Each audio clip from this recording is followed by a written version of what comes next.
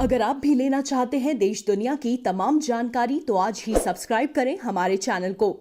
साथ ही नीचे दिए बेल आइकन को जरूर दबाएं ताकि हर अपडेट आप तक पहुंच सके। नमस्कार, मैं साक्षी न्यूज़ नेटवर्क पर आप सभी का स्वागत है। देश में कोरोना संक्रमण की रफ्तार कुछ धीमी पड़ी है और पिछले 24 घंटे की बात करें तो देश में 3,30,000 के आसपास नए मामले सामने आए हैं। साथ ही 3,874 और लोगों की मृत्यु हो गई है।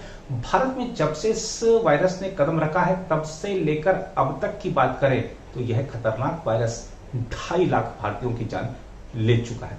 स्वास्थ्य मंत्रालय के ताजा आंकड़े क्या कहते हैं, इससे आपको अवगत कराएंगे। साथ ही बात करेंगे देश में ऑक्सीजन की कमी से होने वाली मौतों की। सरकारों के तमाम दावे हैं, प्रशासन के तमाम दावे हैं, लेकिन उसके बावजूद ऑक्सीजन की कमी से लोग मर रहे हैं। बीती रात आंध्र प्रदेश में 11 कोरोना मरीजों की अस्पताल में मृत्यु हो गई ऑक्सीजन की कमी के कारण। क्या है पूरा मामला, इससे आपको अवगत कराएंगे। साथ ही बात करेंगे अब संदिग्ध कोरोना संक्रमितों के बहते शवों की। बिहार में, उत्तर प्रदेश में जो शव बहते दिख रहे हैं गंगा में, यमुना में, उसके बारे में स्थानीय प्रशासन का क्या कहना है, लोगों का क्या कहना है, इससे भी आपको अवगत कराएंगे। साथ ही बात करेंगे WHO की, जिसने ये जो कोरोना वायरस का भारतीय स्वरूप है, भारतीय वेरिएंट है, उसको खतरनाक श्रेणी में रखा है, पूरे विश्व के लिए चिंताजनक करार दिया है। क्या कहा है और WHO ने, ये भी आपको बताएंगे। लेकिन आज की रिपोर्ट की शुरुआत करते हैं स्वास्थ्य मंत्रालय के ताजा आंकड़ों से। भारत में कोरोना वायरस संक्रमण के दैनिक मामलों में मंगलवार को गिरावट आई और एक दिन में कोविड-19 के 3,29,000 मामले सामने आए। इसी के साथ देश में संक्रमण के कुल मामले बढ़कर 2,29,92,517 हो गए। स्वास्थ्य मंत्रालय के मंगलवार सुबह 8 बजे तक जारी किए गए आंकड़ों के अनुसार पिछले 24 घंटे में संक्रमण के कुल 3,29,942 मामले सामने आए तथा 3,876 और लोगों की संक्रमण के कारण मौत होने के बाद कुल मृतक संख्या बढ़कर 2,49,992 हो गई है। उधर देश में ऑक्सीजन की कमी से होने वाली मौतों का सिलसिला भी जारी है। आंध्र प्रदेश में तिरुपति के सरकारी रुइया अस्पताल में सोमवार देर रात ICU के अंदर ऑक्सीजन की आपूर्ति में समस्या के कारण कम से कम कोविड-19 के 11 रोगियों की मृत्यु हो गई। चित्तूर के जिलाधिकारी M हरि नारायणन ने यह जानकारी दी। उन्होंने कहा कि ऑक्सीजन सिलेंडर को फिर से लोड करने में 5 मिनट लगे, जिससे ऑक्सीजन आपूर्ति कम होने से मरीजों की मौत हो गई।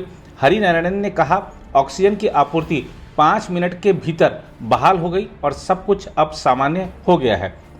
इसकी वजह से हम अधिक मरीजों की मौत को रोक सके। लगभग 30 डॉक्टरों को मरीजों की देखरेख करने के लिए तुरंत ICU में भेजा गया। जिलाधिकारी ने कहा कि अस्पताल में ऑक्सीजन की कोई कमी नहीं है और पर्याप्त आपूर्ति की जा रही है। मुख्यमंत्री YS जगनमोहन रेड्डी ने इस घटना पर दुख व्यक्त किया। उन्होंने जिला कलेक्टर से बात की और निर्देश दिया कि घटना की विस्तृत जांच की जाए। जगन ने अधिकारियों को यह सुनिश्चित करने का निर्देश दिया कि ऐसी घटनाएं दोबारा न हो। इस बीच उत्तर प्रदेश और बिहार से कुछ विचलित कर देने वाली तस्वीरें सामने आई हैं, जिनमें संदिग्ध कोरोना संक्रमितों के शव नदी में बहते पाए गए। बिहार की बात करें तो संदिग्ध कोरोना संक्रमितों का शव उत्तर प्रदेश की सीमा से सटे बक्सर जिले के चौसा के समीप नदी में सोमवार को बहते हुए पाए गए। चौसा के प्रखंड विकास पदाधिकारी अशोक कुमार ने बताया कि स्थानीय चौकीदार द्वारा इस बारे में सूचित किए जाने पर हमने अब तक इनमें से 15 शव बरामद कर लिए हैं। उन्होंने बताया कि मृतकों में से कोई भी बक्सर जिले का निवासी नहीं है। उन्होंने कहा कि उस पार उत्तर प्रदेश के कई जिले नदी के किनारे स्थित हैं और हो सकता है कि वहां शवों को गंगा में बहा दिया गया हो, जो हमें नहीं पता। उन्होंने कहा कि हम इस बात की पुष्टि नहीं कर सकते कि मृतक वास्तव में कोरोना संक्रमित थे। अधिकारी ने बताया कि शव क्षत विक्षत हो चुके हैं, फिर भी हम इनका निपटारा सम्मानजनक तरीके से हो, यह सुनिश्चित करने के लिए सभी सावधानी बरत रहे हैं। इसी प्रकार उत्तर प्रदेश के हमीरपुर जिले में यमुना नदी में शव नजर आने के बाद लोगों में दहशत फैल गई और यह संदेह भी जताया गया कि यह कोविड-19 से जान गंवाने वालों की लाशें हैं। हालांकि जिला प्रशासन के अधिकारियों ने इस दावे को खारिज कर दिया। हमीरपुर के जिलाधिकारी ज्ञानेश्वर त्रिपाठी ने एक बयान में कहा, लोगों से बातचीत तथा शव को देखने से प्रथम दृष्टया ये कोरोना वायरस से हुई मृत्यु से संबंधित नहीं पाए गए, क्योंकि शव के ऊपर सामान्य परंपरागत शवों के कपड़े थे और किसी भी शव पर कोरोना से मृत्यु होने पर की जाने वाली पैकिंग नहीं थी। उन्होंने कहा कि सभी शवों को सम्मानजनक तरीके से निस्तारित करा दिया गया है।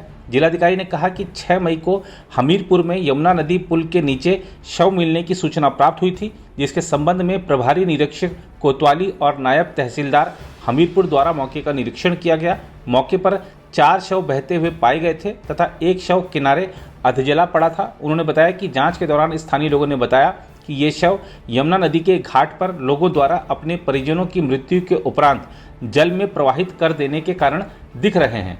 अधिकारियों को स्थानीय मछुआरों ने बताया कि मृतकों को परिजन पत्थर आदि बांधकर नदी में डाल देते हैं और पानी कम होने के कारण शव ऊपर आ गए हैं तथा कुछ शव पूर्ण रूप से जले न होने पर भी पानी में डाल दे रहे हैं।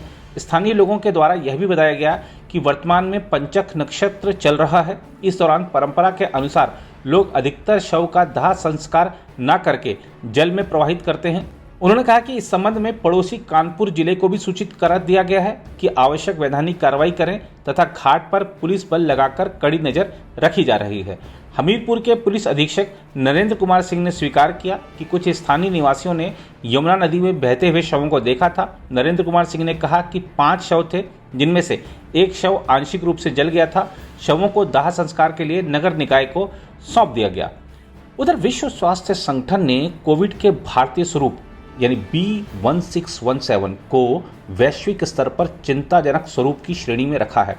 WHO में कोविड-19 तकनीकी दल से जुड़ी डॉक्टर मारिया वैन केरखोव ने कहा कि सबसे पहले भारत में सामने आए वायरस के स्वरूप B161 को पहले WHO द्वारा निगरानी स्वरूप की श्रेणी में रखा गया था।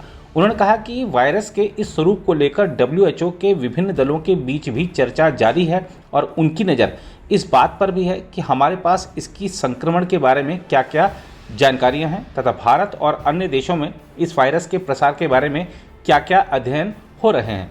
केरखोव ने कहा, कोविड-19 के भारतीय स्वरूप के बारे में उपलब्ध जानकारी और इसकी प्रसार क्षमता पर चर्चा करने के बाद हमने इसे वैश्विक स्तर पर चिंताजनक स्वरूप की श्रेणी में रखा है।